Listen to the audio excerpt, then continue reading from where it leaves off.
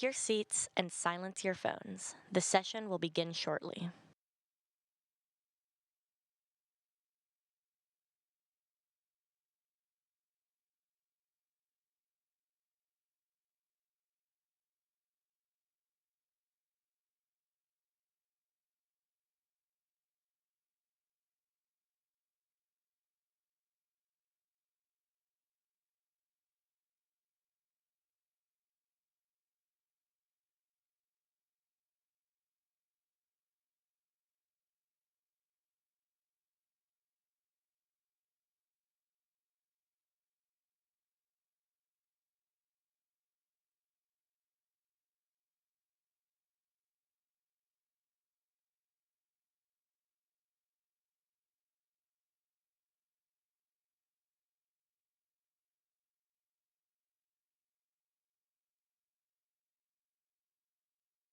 Please welcome to the stage Mayuri Ghosh.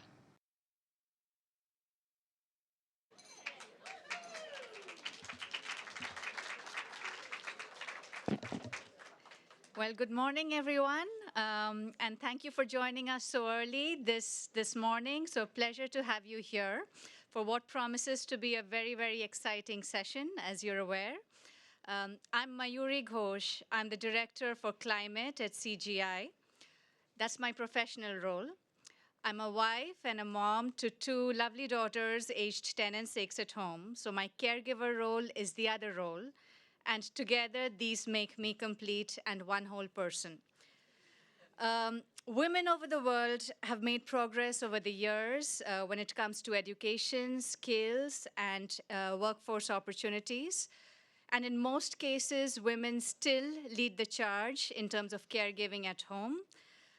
While progress has been made, a lot really remains to be done in terms of what we call unfinished business to close these gender gaps and economic opportunities. Therefore, it's my honor and privilege to welcome today a champion of women and girls all over the world.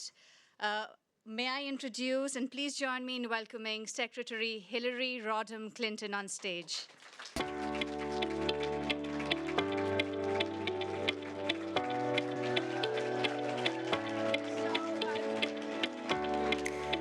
Good morning. Good morning. Wow. You're up early. I'm so excited. Yes, well, I'm here for you. I cannot tell you how thrilled I was with the day we had yesterday. And we're going to sustain the momentum of that energy, that electricity that was in the air today going forward. And we're going to start with this really important session on the unfinished business that I believe so strongly is exactly what we should call advancing the rights, opportunities, and full participation of women and girls in the 21st century. Now, I think it's fair to say we are somewhat better off than we were at the start of the century. Domestic violence has finally been outlawed in more than 100 countries. And I have to say, that was not an easy lift in many places for a long time, starting in 1995. My late wonderful friend, Madeleine Albright, said domestic violence is not cultural, it's criminal. And we took a lot of steps to try to make sure that that was the case. We still have to enforce it, but we're at least able to mark that progress. Worldwide, the gender gap in primary school enrollment has nearly been closed, although we suffered setbacks during COVID and we're trying to make up lost ground. And as we talked about yesterday in our breakout session about maternal and reproductive health, maternal mortality has dropped by more than half, except the United States is the only country in the world where maternal mortality has actually been increasing in the last 20 years. So we've made progress in healthcare and education. We've seen a lot of advancements there, but we have struggled to match that progress when it comes to policies and programs that support women's employment and their economic prosperity. And again, the pandemic exacerbated this disparity. Women lost their jobs at a higher rate than men, took on more unpaid labor as caretakers, enforcers of schooling and everything else we saw, and have been less likely to return to the workforce. On top of that, a growing digital gender divide is hindering women's abilities to acquire skills and access online employment and financial services across the world. So I am excited about the commitments that I will be announcing today, because I know very well and used to talk about this pretty much endlessly when I was Secretary of State around the world, is that if we can increase the economic participation of women in the workforce, overcome the barriers, everything from education to the lack of childcare, it lifts every country's economy. And that seems to me to be such an obvious selling point that we have to keep repeating it over and over. Now, I want to get into these commitments because, as we said yesterday, the theme of today is to continuing the business of how. The Clinton Global Initiative wants to bring people together so that we can figure out how to solve these problems, not just talk about them. That's important, but go beyond talking and making these commitments and then following up with action. And we have a really dynamic and incredible panel that will follow these commitments. But first, I want to start by inviting Malia Khan to the stage. Malia.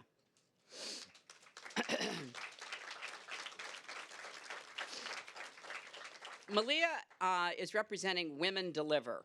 Now, there are 1.8 billion young people in the world today. That is the largest youth population ever. And many are not satisfied with the conditions in which they find themselves, and many are much more outspoken about the issues that affect them, like climate change and gender equality. So members of this generation are critical drivers of progress when it comes to be the builders of better, healthier, and more equitable societies, and indeed our entire world. And they should be actively engaged in the politics and decisions that will affect their generation more than any other. So today, I'm proud to announce a commitment by Women Deliver and its partners to empower youth leaders to work alongside traditional decision makers in gender, health, equity, and advocacy spaces.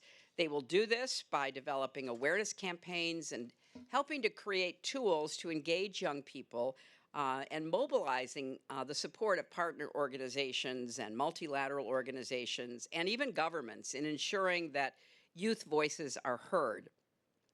This approach is modeled on what Women Deliver has already done, and in its efforts to try to recruit its next class of young leaders, it intends to really double down on what they know will work to get these, young leaders engaged and active. So I want to thank Women Deliver for this exciting commitment.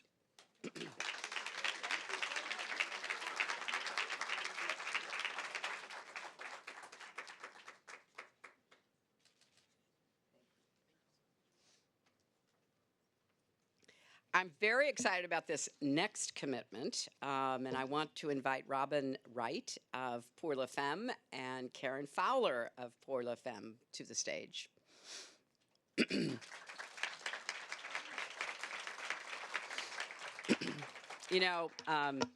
don't want to embarrass her, but my husband told Robin the other night, "You're my favorite president and my favorite princess." I mean, either one of those would be great with me.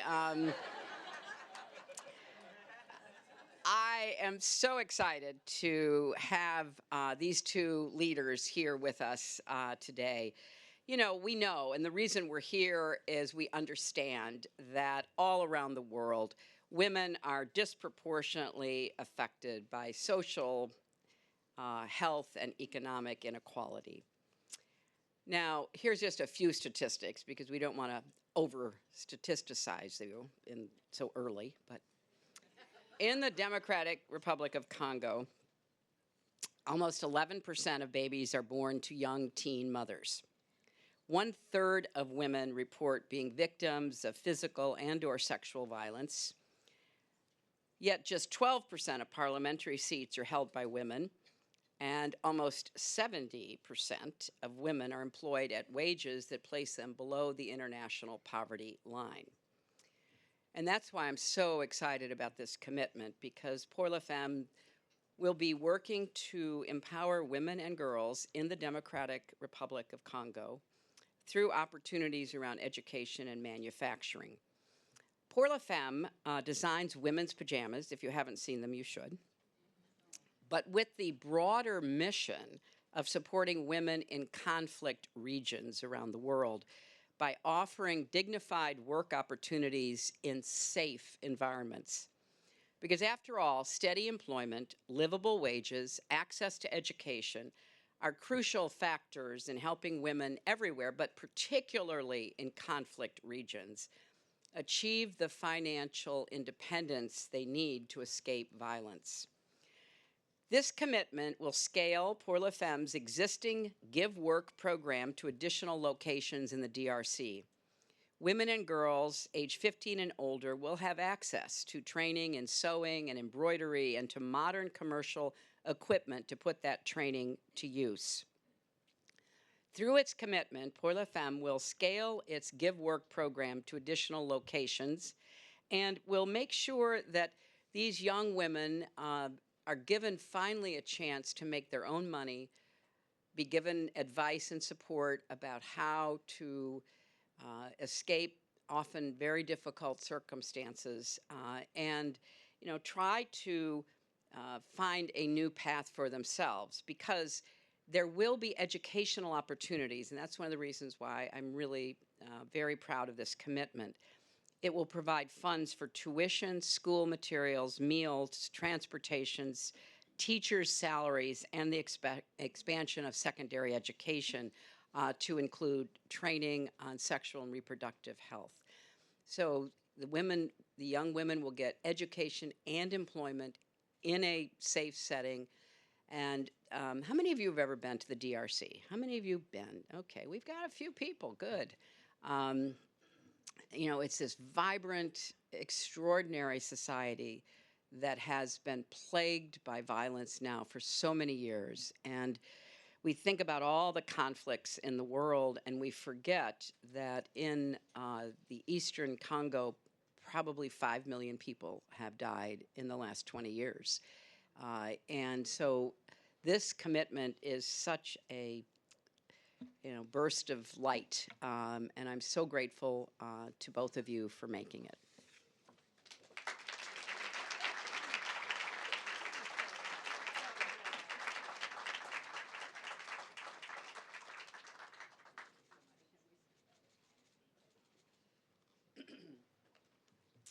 Now, finally, I want to invite Deo Yizon Kiza of Village Health Works. Thank you so much, Deo. Now, the African country of Burundi is home to over 12 million people, and like every other country in Africa, growing annually. But by metrics such as life expectancy, infant mortality, level of education, and economic well-being, Burundi fares poorly. The people there face chronic food shortages, poverty, unclean water, malnutrition among children is rampant, and there is a lack of reproductive health services, which means that infant and maternal mortality rates are high. Currently, there is one physician for every 20,000 people and one midwife for every 46,000 people.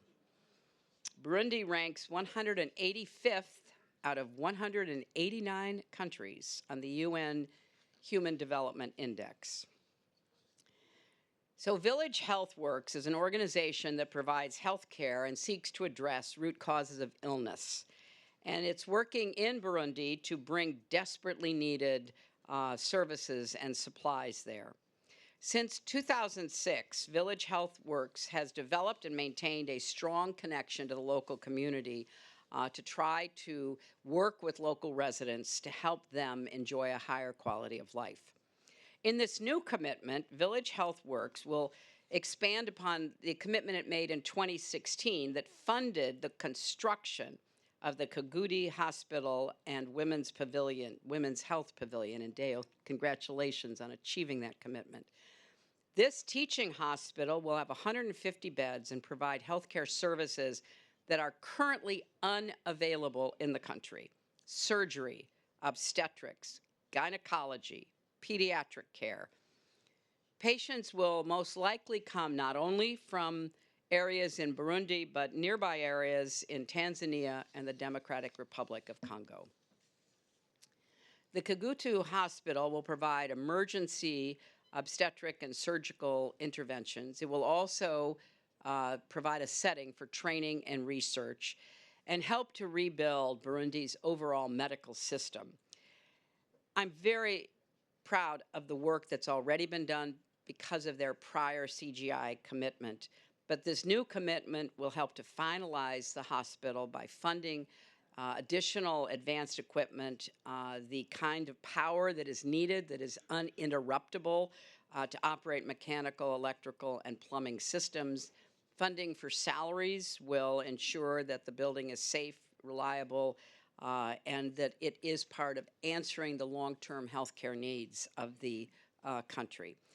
We hope that this will be a part of an integrated health system, similar to what some of you heard about at the plenary yesterday about Rwanda, building a state-of-the-art hospital to train more doctors, nurses, midwives, others, that then can go further into providing health care around the country. And I thank you so very much, because this partnership you're announcing today will not only provide medical education and training, but also create a record-keeping, data storage, communication outlets to provide a sustainable healthcare structure. Thank you so much, Dale.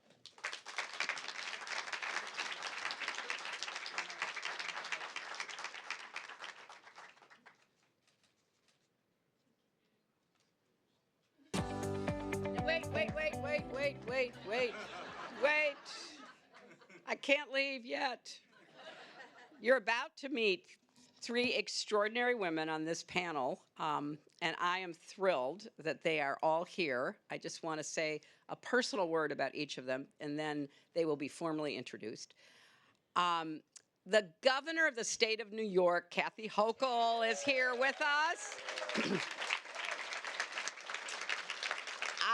I have known Kathy for more than 25 years, something like that, and have worked with her and watched her, and I'm so proud she is our governor, and I'm thrilled that she took time out of her intense campaign schedule to be with us.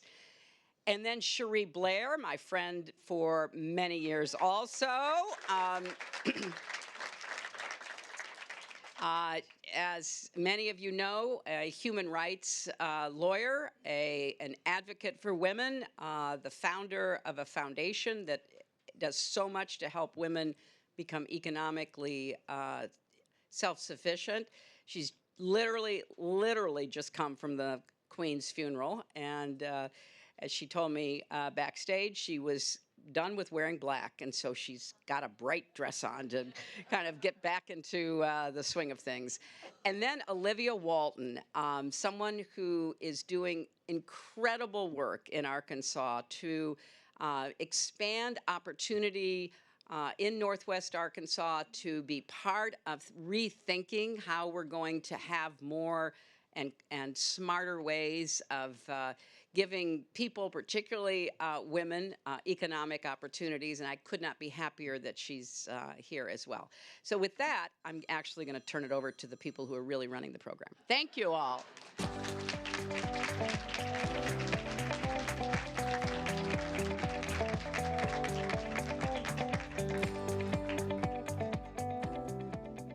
Thank you, Secretary Clinton. And we have actually two exciting panels today, so stay tuned.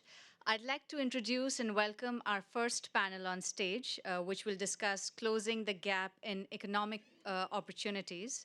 So, with that, I'd like to invite our moderator, Maria Teresa Kumar, founding president and CEO of Voto Latino. Hi, Maria. It's a privilege to welcome Kathy Hochul, Governor of New York State.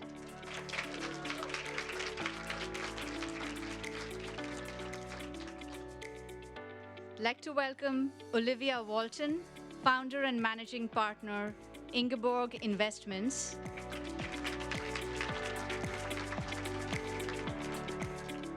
And finally, to me, Giwa Tubuson, CEO and founder, Life Bank.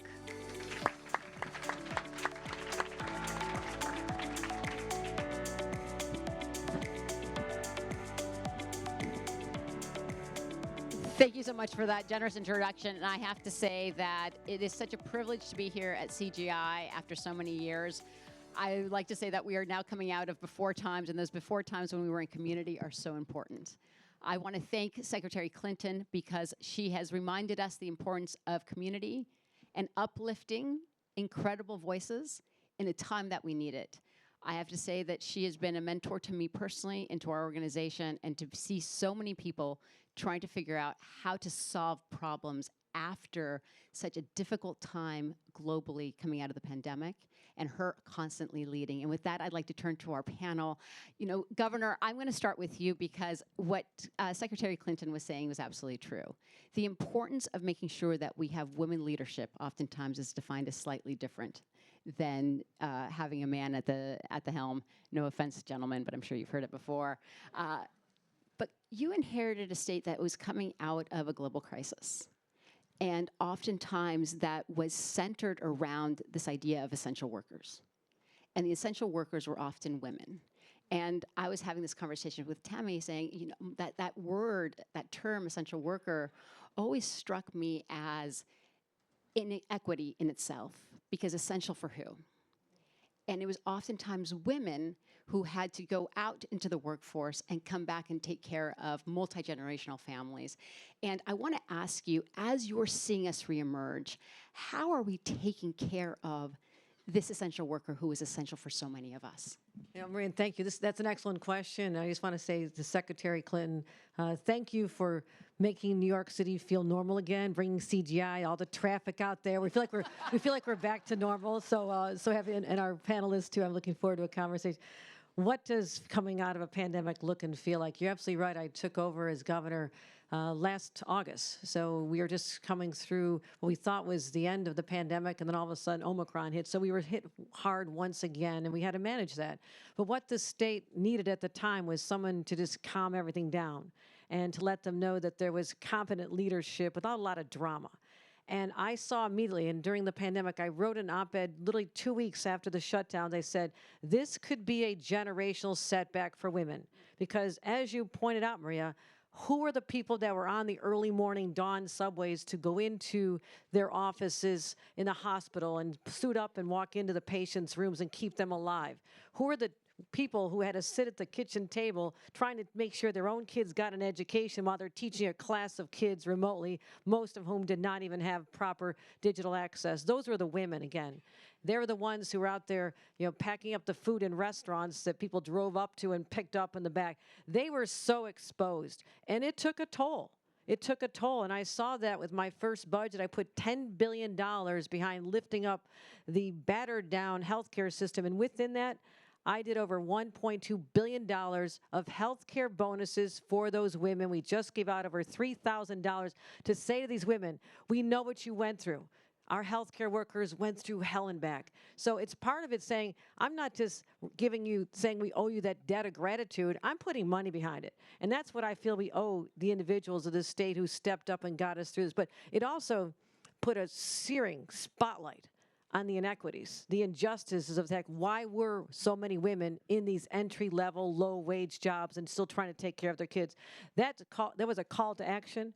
I have now called for a study to say what happened to women during the pandemic. I just announced that on Women Pay Equity Day, which we talk about every year. We're not quite there. Hope it happens in my lifetime, but we're focusing on that. But also I said we need to get the data, the numbers, and say what were our vulnerable areas? How do we make sure that women are no longer the ones that have to be the essential workers for everybody else, exposing themselves, exposing their families? So it's also just a recognition of what they went through.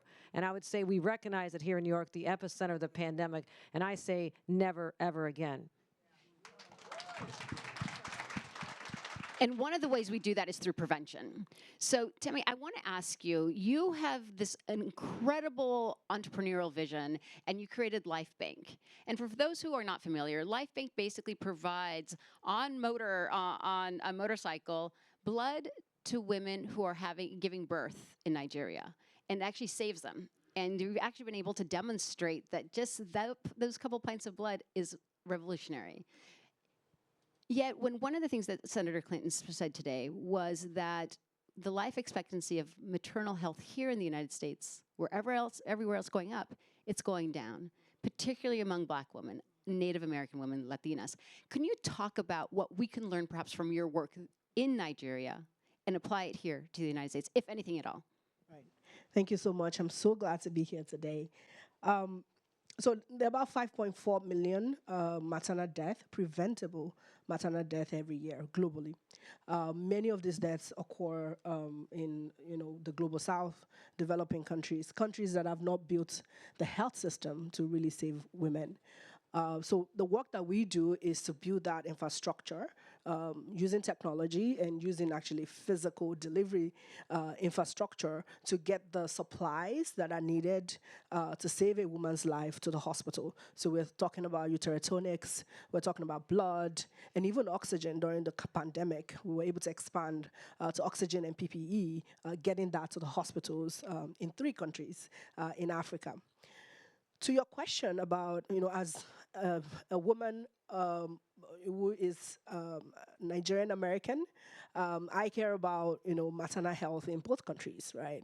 And when we look at Black women and Latina women, rather, and Native American women, like you said, that number is going up. But it's for very, very different reason.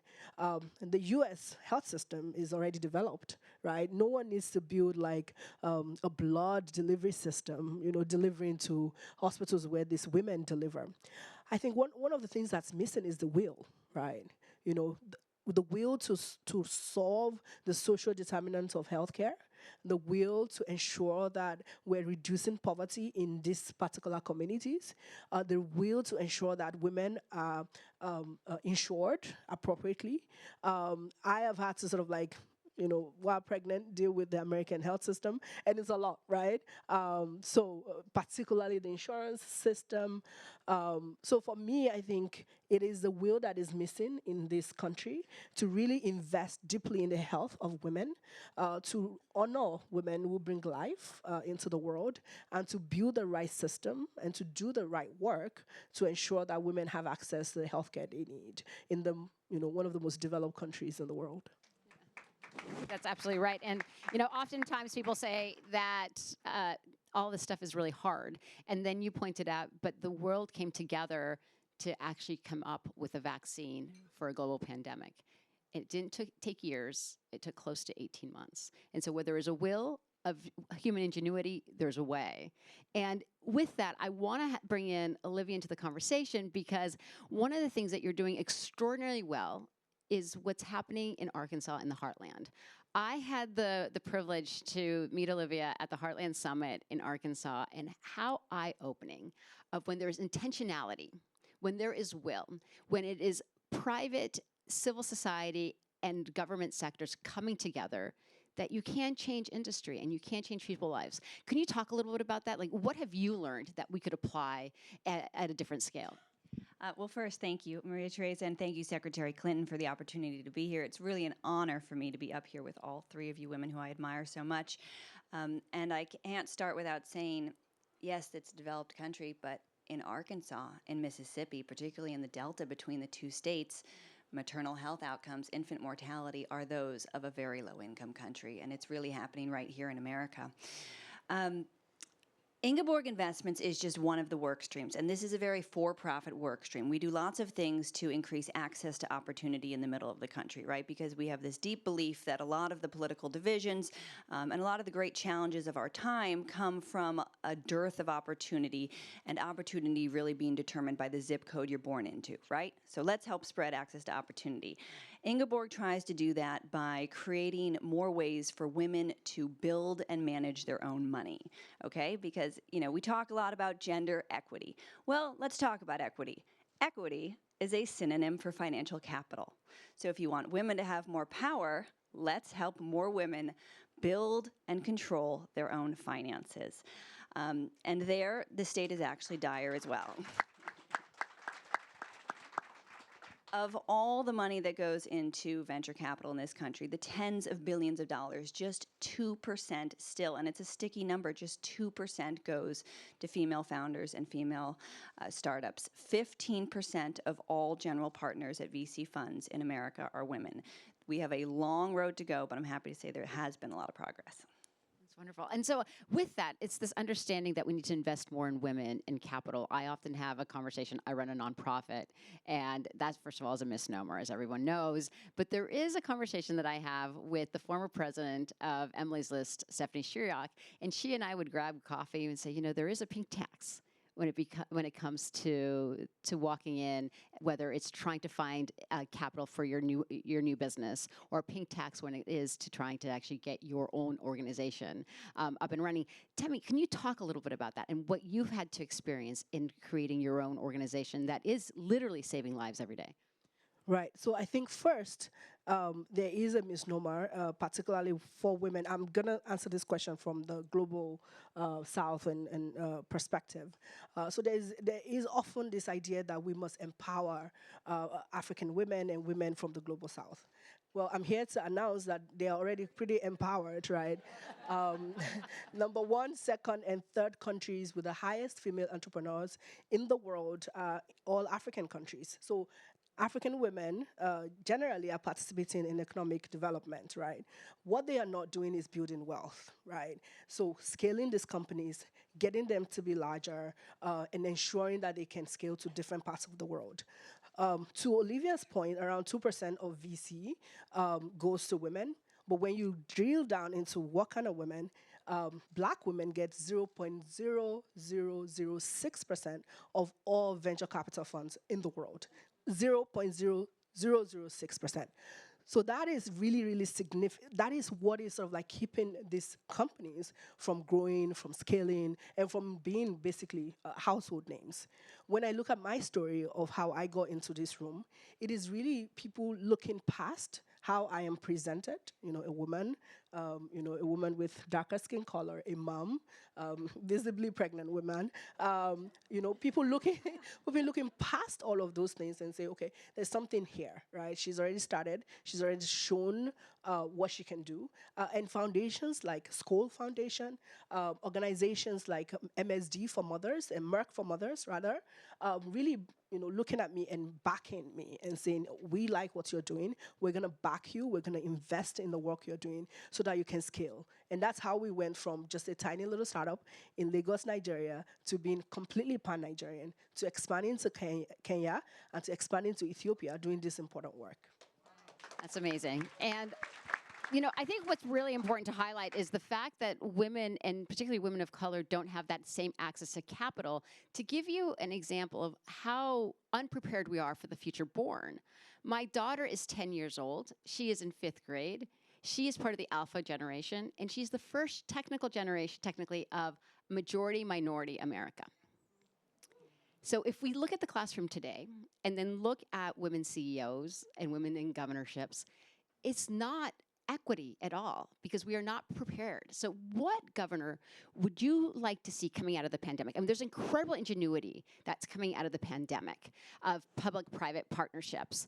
What should be the moonshot for us to invest in capital in women? And Olivia, I'm going to ask you the same question, because I do think that it has to be an intersectional commitment. What would you like to see? I walk into so many boardrooms, construction sites, tech seminars, clean energy seminars in my first art, And where are the women? Are they all in the ladies' room right now? Because this doesn't look normal to me. And that's, and in politics, my God, we're so high-fiving that there's 9 women governors in the United States of America. So, okay, progress has been made, but as the first woman governor of the state of New York in its entire history, we were one of the first colonies, we still have a way to go. So it's all about intentionality as well, and we talk about our investments. I was just at the opening of Terminal 1 out at JF, not the opening, the groundbreaking for I go to so many of these things. There's either a pair of scissors or a shovel, I assure you. So, and I always am happier when it's a pair of scissors. But we said with a project of this scale, at JFK, surrounded by the borough of Queens, one of the hardest hit impoverished counties, boroughs, and they were the hardest hit by the pandemic, by the way. We need to make sure that the women and minority-owned businesses in this neighborhood have a shot. We achieved 30% MWBE goals. It's billions of dollars that are going to be state, federal partnership, private partnership going out to support not just the major contractor, but the supply chain, giving more people a shot at it. But they don't always know what to do. So I have my team saying, okay, we're going to help you get that seed capital. Here's a bridge loan so you can make your first payroll, because I know how hard that is. I'm joined by my sister who started tech business way before there were any women in tech, and it was always about you're going to mortgage the house to make payroll. I mean, that's how tough it was, and I don't think it's gotten a lot better. So you talked about intentional decisions. I made a decision. As the governor of New York, the first woman, I said, I'm going to surround myself with the smartest women in the state of New York, and I found them, and some are in this room, and I'm really proud of them. My senior team is all women, and they know the marching orders are go out and find every way you can help women businesses, but also women in the workplace. And I know we'll talk some more about this, but running out of time. Childcare. I've been saying if we're going to give projects with state taxpayer funding, you have to come to me, Mr. Business, looking to start up and get some help. Tell me your child care plan. How does that work? You want to build 100,000 square feet. How much are you putting to build a child care center here? And they have to answer that question of me and my team now, because we're saying that is the barrier for women. That is why they're still not back to work. They need help. This is not one family's problem anymore. It's a beautiful gift to have children. But it's also an economic problem when I still have millions of women not back to work because of not having childcare. So all of a sudden, the big CEOs are paying attention to me saying, yeah, maybe you should have a childcare facility in your chip fab and stop asking why no women work for you, okay? So there's an easy way to do this. There is an easy way to do this.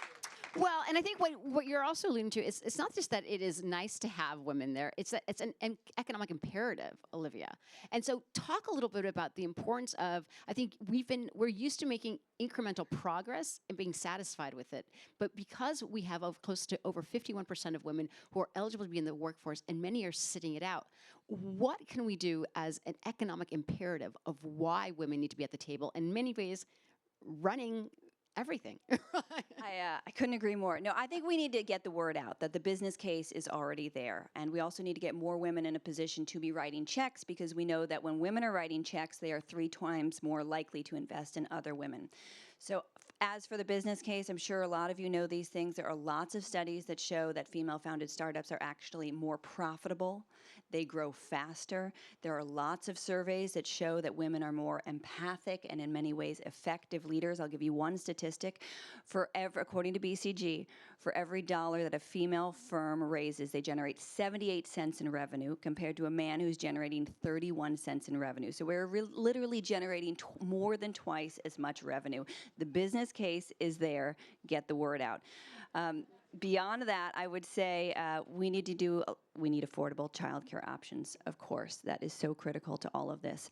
And then we need more innovation and solutions from both the public and the private sector. You know, I believe strongly in on-ramps to return to work, because for some people, the right choice is to take a pause during those child-rearing years. And so we need ways for women to get back into the workforce, and we just need a lot more solutions for women to access capital and to control their own money. So another thing I like to say is tell the women in your lives to take control of their own finances.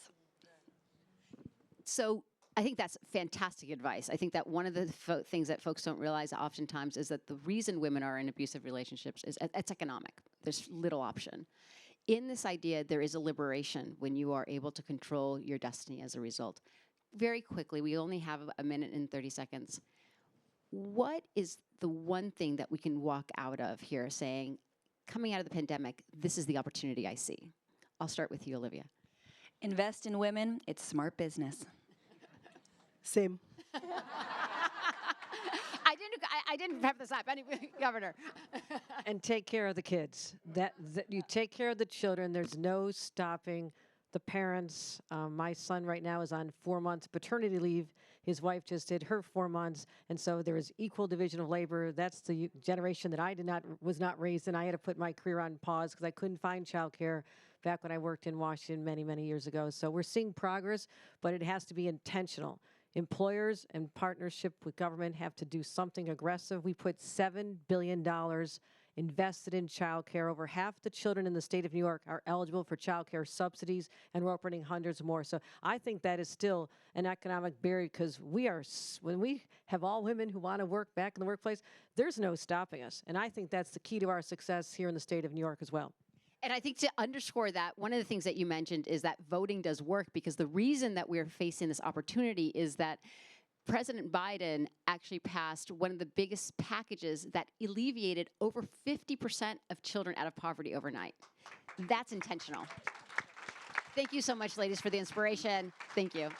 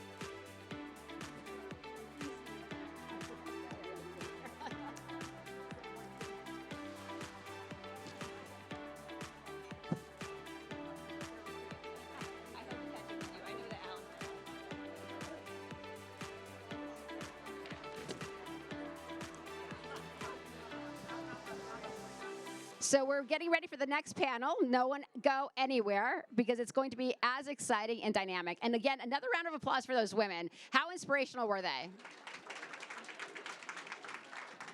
So with that, I'd like to actually welcome to the stage Robin Wright, co-founder of Pour the Femme Foundation.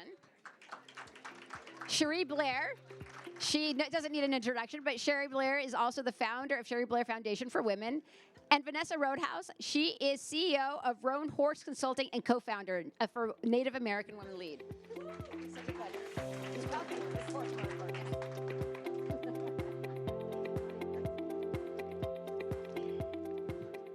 So I have to say that was such an inspiring panel, because we were able to bring practitioners from different perspectives on how do we elevate women. But one of the things that was kind of left dangling in the air was this idea of being able to bring in capital to solve really hard problems. So Vanessa, I want to ask you, as someone who is in the from the Native American community, who recognize the importance of management and wealth building, what are the obstacles that are often unsaid, but that people feel every day, especially women? Well, yeah, it's good morning, everybody. Thank you for the invitation to be here.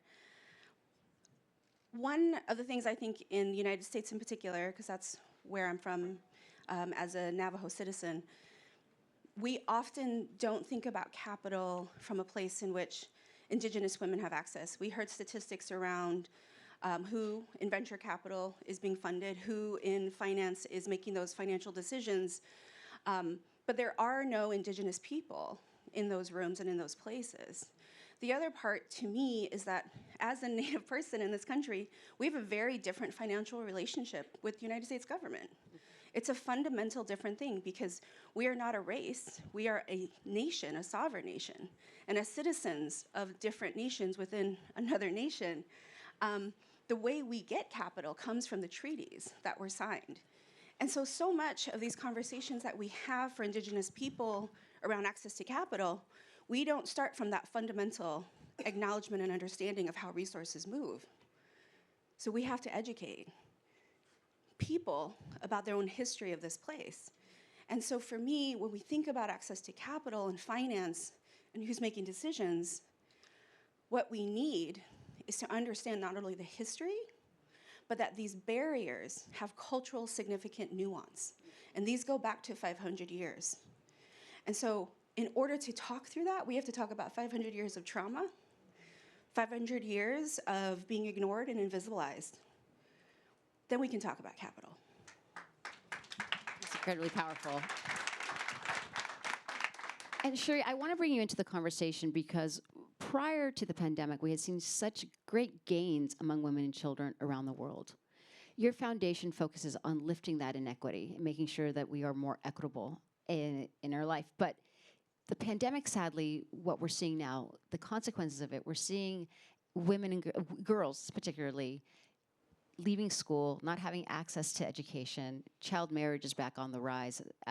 How do we tackle that backstep that we took? How do we actually use this moment to galvanize people? Because we know what the world can be, but yet because of the crisis, people are having such a hard time and are sliding backwards. Well, let me first of all say that everything we've heard so far in this morning, it has such resonance with me. The idea, however, that these things can be segmented is just wrong. You know, this has to be tackled holistically, and it has to be tackled together. And, you know, if we're really going to change the dynamic, because you say we've made progress, we have made progress, and it went backwards over the pandemic, but the progress was not enough. The progress was not enough. Women are still not engaged where the power is. The power is political, and the power is in money and the economy. And we find, certainly in low and middle income countries, and indeed, as you say, for Native American women, wherever we're talking, that when the system doesn't work, so many women turn to self-employment, to setting up their own small businesses. There are 231 million women in low and middle income countries that have set up their own businesses to change that dynamic, to make things work for themselves. And so I set up my foundation to help those women. Why? By giving them training, by giving them access to capital, by giving them technological answers to take these things to scale. And I stood on this stage in Clinton Global Initiative back in the last decade and made a pledge that we were going to make women's economic empowerment a reality.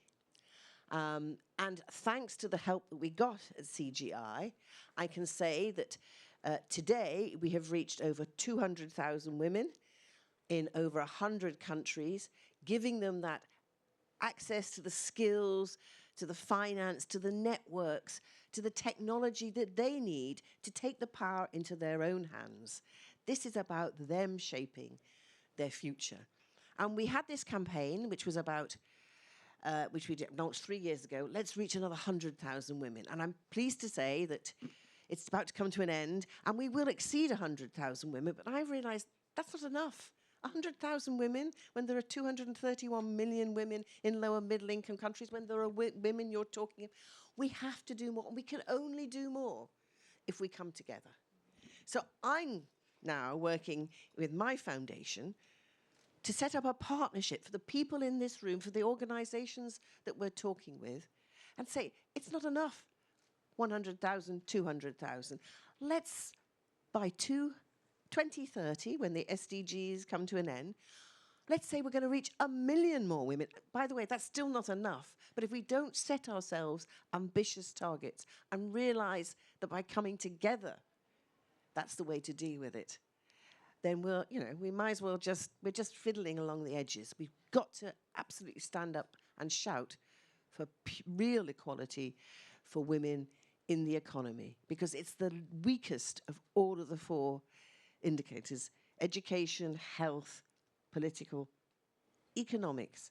Women are not getting their hands on where the real power lies.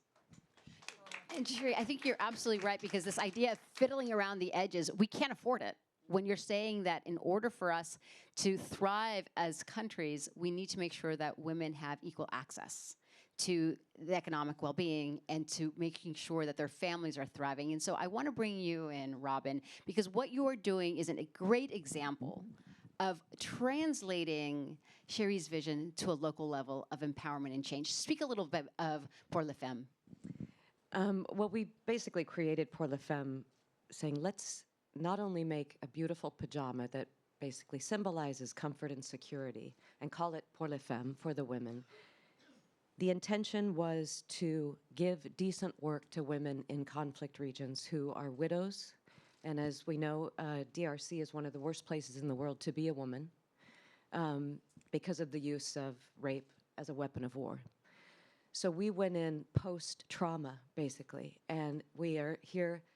Thank you, CGI, for having us, because we got to launch our new foundation, because everybody was like, we love your PJs, and we'd also like to donate to the programs that you support that does everything that Sherry just listed. It educates, it gives a vocational skill training, and they live in a community, and we were able to help build a peace school for their children that could walk to their mother after school and not have to crawl 3 miles in danger. And this foundation umbrella will help us to not only expand those programs that already exist, but to create new ones and bring people in like Dr. James Gordon, who helps with trauma and his mind-body medicine technique. And it's endless what we need to do to give sustainable life to these women again. Because when I was there, after Senator Clinton went and she came back and said, this is the unfinished business of the 21st century. And I came back and I said, boy, was she right. And I remember reading Arundhati Roy. She wrote, there is no such thing as voiceless. There is just the deliberately silenced or the preferably unheard. And I thought, I'm going to come back here and be the voice for these women. So it does take a village of us to do it for them. So well said. So, Vanessa, speak a little bit about that. I mean, I think this idea that it is, oftentimes people say, well, things are a little too hard. But sometimes that hard is because it's intentional. And that intentional oftentimes sadly bleeds into institutional racism in this country that prevents communities such as yours from being elevated and thriving. What do you say to that? I think what we said to it at Native Women Lead, which is an Indigenous women-led for us by us organization, is we clearly are not able to thrive in this economic environment and the paradigm in which the systems, whether it's lending, banking, real estate, land ownership, isn't designed for us. It's working exactly how it's supposed to work. We just decided to take care of that and do it for ourselves. So when things got hard, we sat around a coffee table and said, well, what can we do? As mothers and caretakers, and as women trying to find our own economic pathway. So we launched multiple funds using character-based lending, because for us, where the capital needs to flow is not at the venture capital. One, you're not going to see us in that space. Two, why should more Indigenous people give up more of their company to build something that's really about a baseline economy for us? And then three, that's not who's missing capital. If 83% of all entrepreneurs in the United States can't access formal financing, what does that mean for Native women? So we looked at the middle. Where could we play in this capital space to address these problems? So for us, it was looking at the 5 C's of credit and the process of underwriting, the process of how due diligence gets done. Now, character-based lending or relationship-based lending is not new. This has been happening globally for a very long time. It's not happened well in the United States, partially because we have this perception that we don't have those conditions in our own backyard, but I think the pandemic showed. I'm a Navajo person.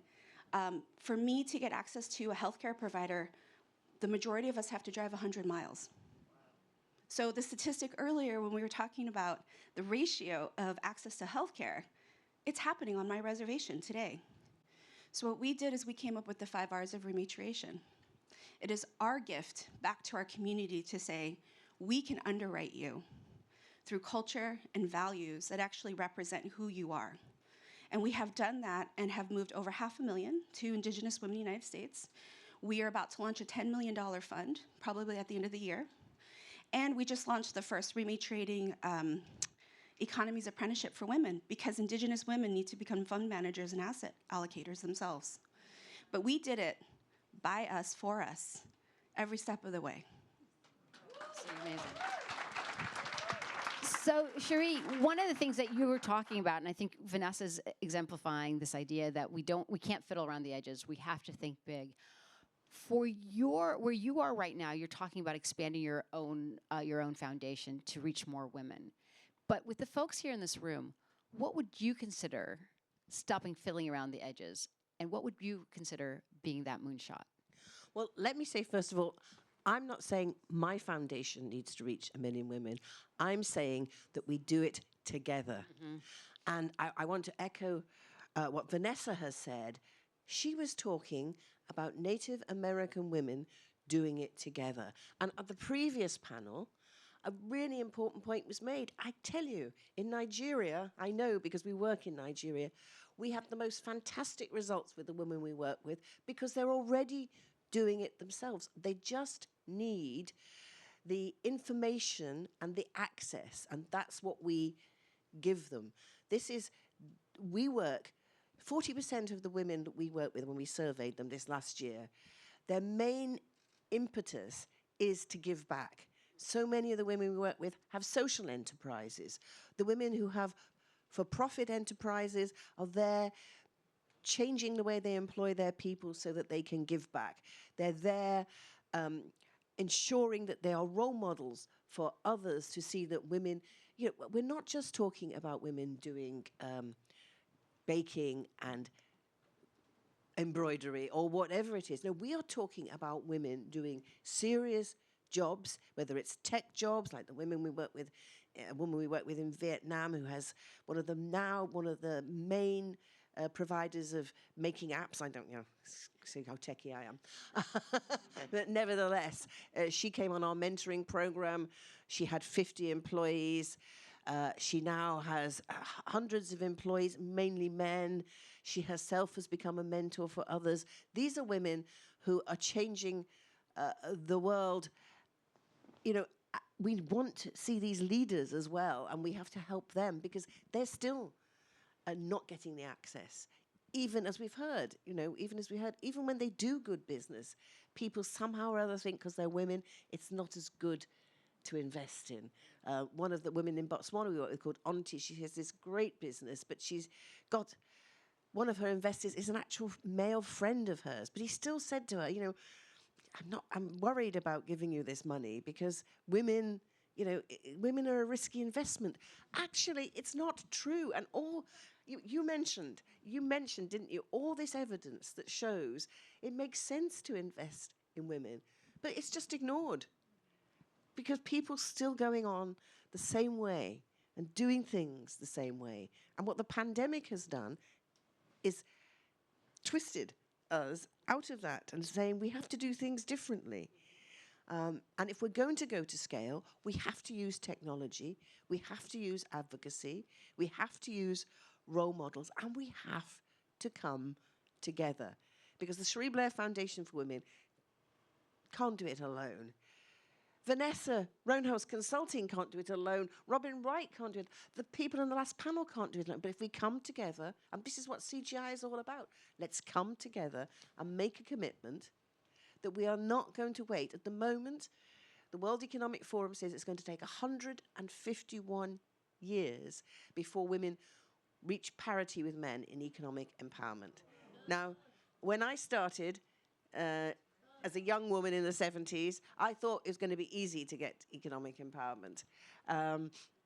When I started the foundation, I didn't have any grandchildren. I now have 2 granddaughters.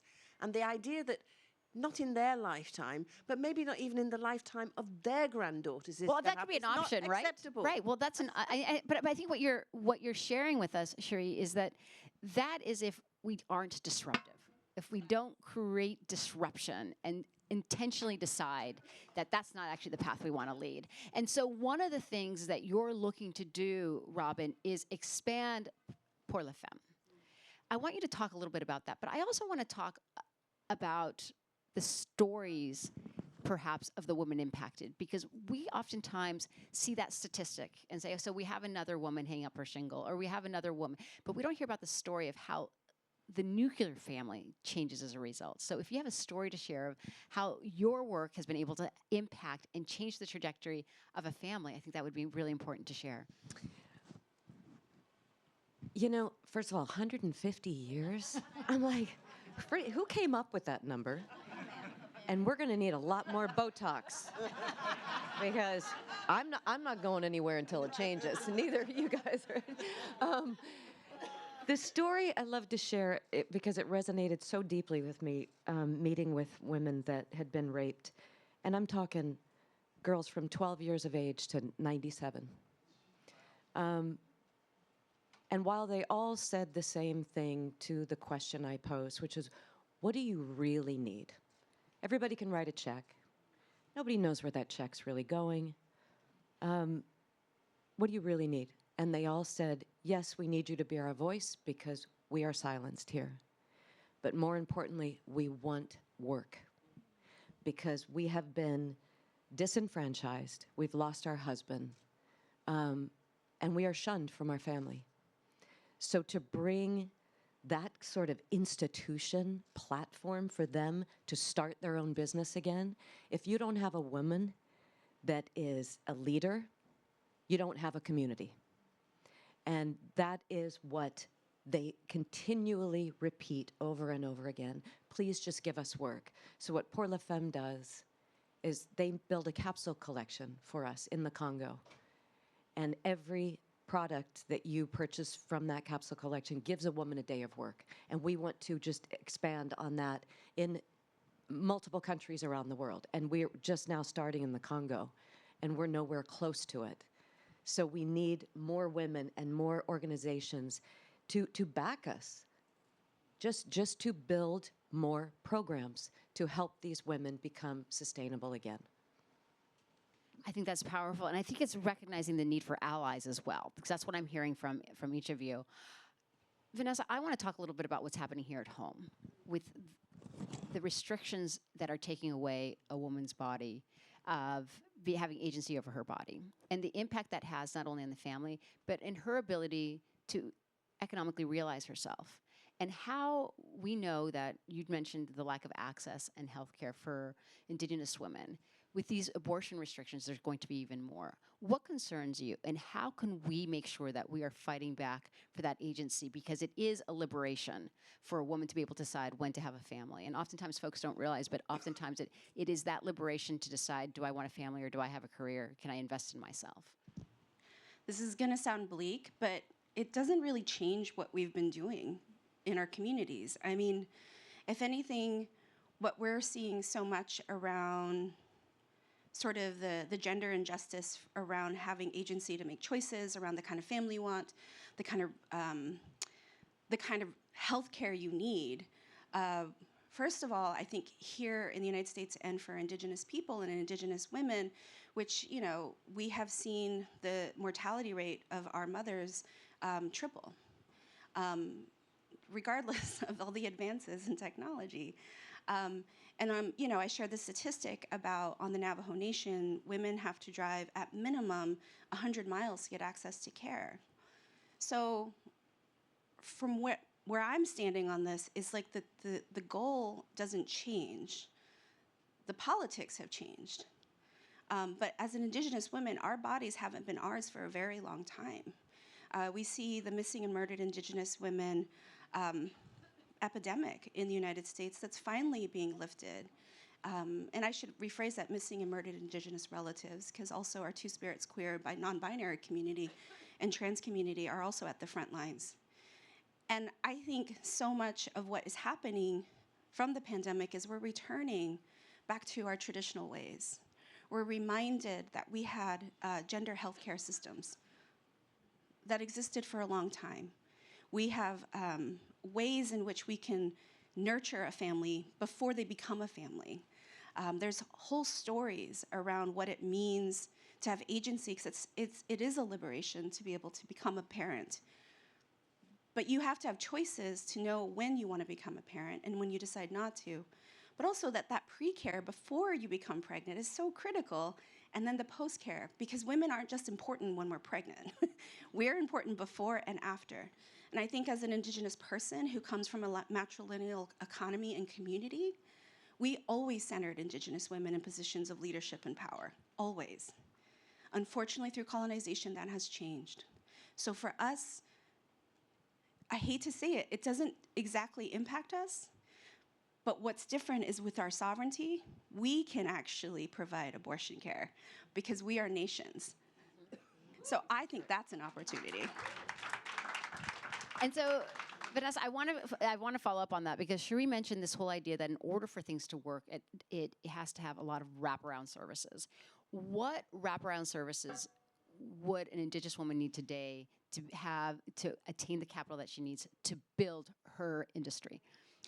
Well, obviously dollars, but what's more important is that we need to be able to provide childcare, which we do always for our women. They need access to other women in the same positions they want to be in. So Native Women Lead is building a retreat center. Because the reality of it is, if you can't see yourself in who you want to become, it's a very difficult path. And so wraparound services aren't just technical assistance, access to a marketing person, and financial management. It's actually a network, a community, a grandmother, an auntie. And other wraparound services we talk all the time is trauma-informed. Because so much of our financial decision-making, we are stymied by the deep traumas that we have with money and what money has done to us.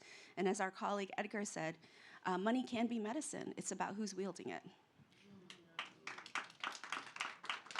So when we talk about the trauma and the wraparound services that are needed, Cherie, I want to ask you, what does it really mean in your vision of economic empowerment for women? Well, I think, first of all, we have to realize that this is, when you're talking about programs for women, it's just not one size fits all. And of course, some things in economic literacy sexless, if you like, but a lot of the things, a lot of the programs that are delivered about finance aren't actually geared to women and women's experience. And so we absolutely put the experience of our women at the heart of the programs that we do, which means, for example, we do things about coping with society's reaction to you as a woman leader. It's about building your confidence. It's about the programs that we deliver to women where they are, because women need training. You know, the business skills, there are many, many women across the world who make amazing things, maybe women who are sewing your pajamas, and they think that as long as I keep making more and more, I'm going to earn more and more. But actually, that's not true. And you have to teach them that business is a bit more complicated than that, and you have to actually look at profit and loss. Now, we do that in different ways, but one of the ways we do it is in our app, which is called Her Venture, which has enabled us in its latest iteration in the last 3 years to reach 64,000 women in Nigeria, in Kenya, in Guyana, in Indonesia, in Vietnam, in Mexico. And this is a program that they can download onto their phone.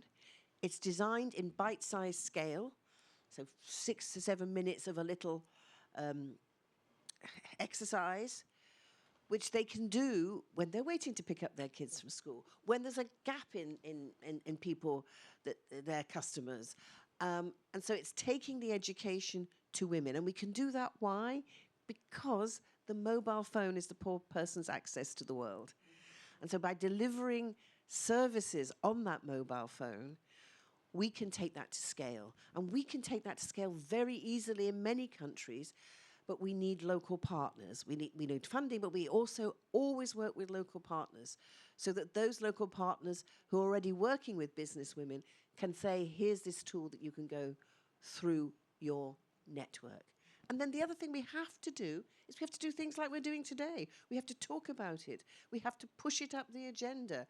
We have to say to the world, guys, because it is mainly guys, do you not realize that we're all suffering if we don't engage with and set free the initiative and the imagination and the power of 50% of the population.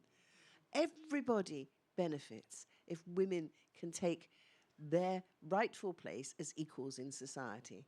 And I know there are many, many men who recognize that, and we need them too to speak out and say to the men who don't recognize that, actually, guys, you're the ones that's wrong, and you need to get out of the way and let us just make sure that everybody, men, woman, girl, boy, whatever their ethnicity, has an equal chance. Is it too much to ask? No. And Sherry, what you are underscoring is very important, because oftentimes we have these conversations between women and between women and men, but very rarely do men have the conversation with men.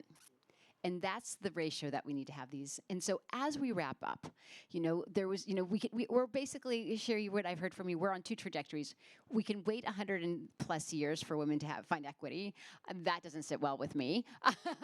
Or we can be disruptive. So as we wrap up, just very briefly, I want to ask each of you, what's that one disruptive innovation that gets us to a different trajectory? I'll start with you. Let's stop focusing on scaling up and let's scale across. That's what I'm interested in. Sherry. I think we have to work together. Too often we're in our silos and we do this and we do that. Let's actually say, if we all come together, whether it's corporations, NGOs, governments, if we come together, then we will achieve this. I agree. I feel like partnerships are at the forefront of importance. And whether it's men, women, or goats, I don't care. Just we all need to come together and make, as that Alpha Beta commercial when I was a kid. It was a grocery store in California. And it was just about tell a friend, tell a friend, tell a friend. If we can just amplify the voices like this CGI does every year, and actually take action when we exchange cards and say, let's do something together, or you've got to meet this person. Let's make it happen. And we can reduce that number from 150 to maybe 10. That's amazing. And what better call to action is to get together and make it happen. Thank you so much, ladies, for the Thank you. conversation.